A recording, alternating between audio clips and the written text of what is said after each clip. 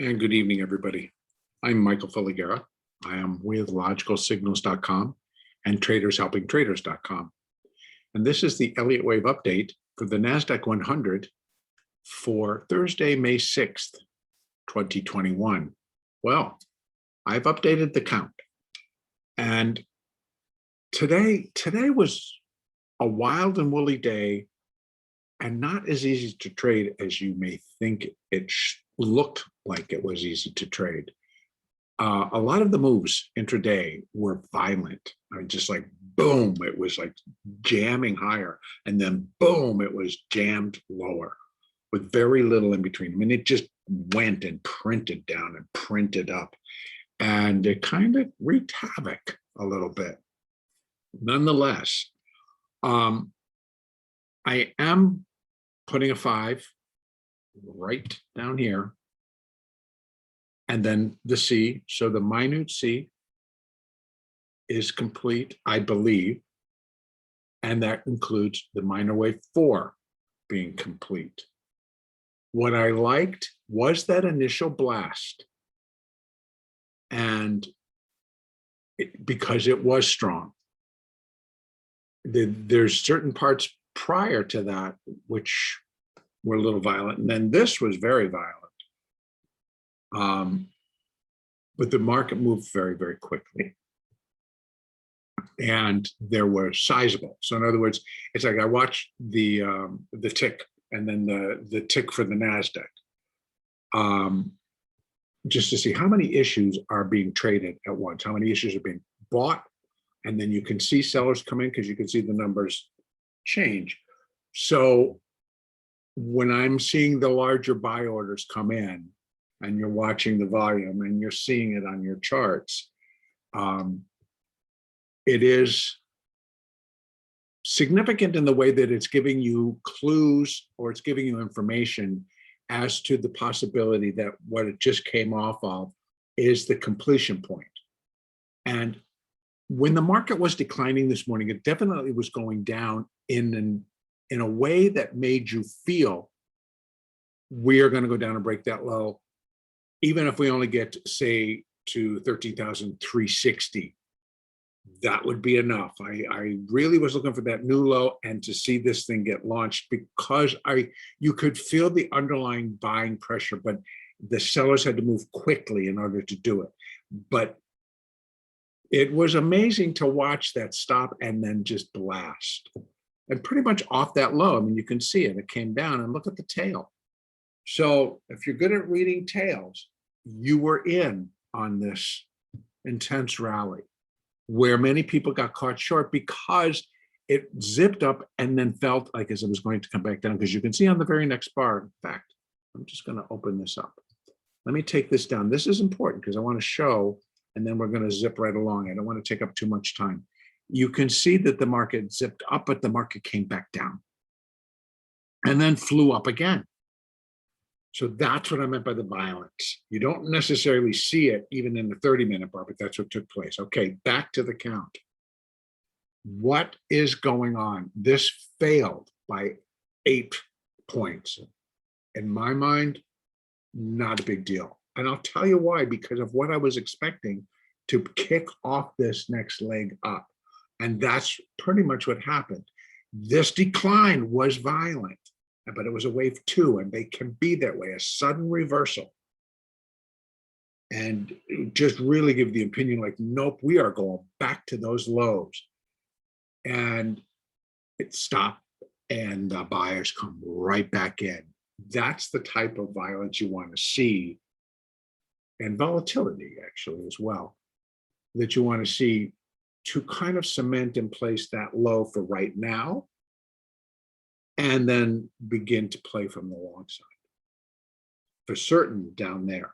This may have tossed it around a little bit, but once it started again, you flip it one more time. Here's what the stage we're at. If this basically comes up, I can put them on this chart, and I may just take them away. Come on, give it to me. Come on. I was going to run Fibonacci's. What I was going to tell you, what this could be is an ABC. And if it's an ABC, then the 4 can't be there. And then we got to wait, et cetera, et cetera, et cetera. It'll make me crazy, but that'll be the way it is, because then this 4th wave gets pushed over to here. And then we got that whole 5th to do yet again.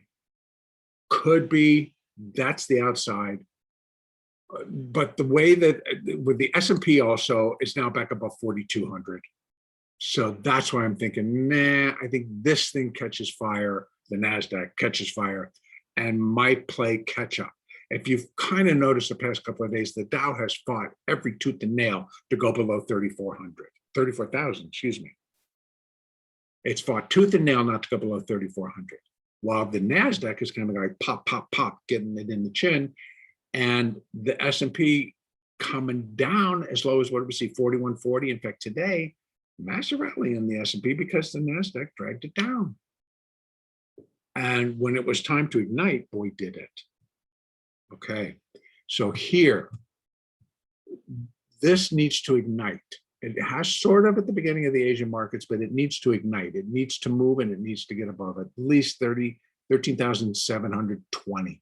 I'm going to give it 20, but 16 is the resistance level. I would love to see it at 13,928 or above 13,900.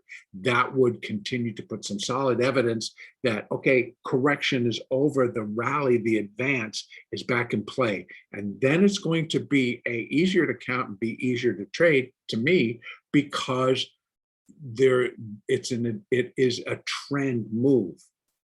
The trend will be up. There will be declines in it, but they will be corrected, and they won't be reversal points. There'll be maybe a little intraday reversal point, but not a reversal point that's going to switch the count and to not tell us that we're not going to new highs. What we need to keep an eye on right now is if indeed this 4th wave is not done, which would mean the 5th wave is not done, and then we got to wait. So alternate is that the 4 is going to come over to here somewhere. Honestly, would hope that it wouldn't go above that. Honestly, would not think it cannot go above there. So this one, not in the park, but it could go here. We'll have to count it as a 4, and then we get a 5, etc., etc. That is a possibility. Again, I'm giving it a lower weighting, an alternate view, because of where the S&P has moved. It's 9 points away from its all-time high. Another story, and please make sure that you check in and for the S&P. But let's hope that this breaks well above that and does it tomorrow. In that case, then this stays in place, and we are counting the first 5 to form wave 1 of the minor wave 5. It's going to break into 5. We're going to have 5, and then a 3, and then another 5, and then a 3, and then another 5. So we got some room to the upside, and I'm not looking for it all tomorrow, although stranger things have happened. So for tomorrow, continued upside. These are the Fibonacci retracements. And that's where I'm thinking we're going to go. We're going to have other areas in between as this starts to change. Please keep in mind, this is a 30-minute chart. When your 1, your 5, and your 10, your 1, your 2, and your 5-minute charts, when these moving averages get in alignment on either directions. So today, these were in alignment to go down at several points during the day. And sure enough, that's exactly what it did. Is it going to rally? Yes. But it continues as the moving averages are showing you. And when they turned, look at what it did. It's going to rally over 100 points from wherever that low was, and even more off of that low, which was first thing this morning. So I'm going to leave it all there. If it starts to break down, where it would fail out is on a hard break below 13,590. Because it would be a 4th wave, if anything, and wave 4 cannot overlap wave 1. So that would change it, and that would leave that a 3, and then you'd be looking for it to come down, and you just start picking, play it with your moving averages, because it likely will be a fast drop. All right, tomorrow's another day. Have a good trading day on Friday, and the next update will be on Sunday.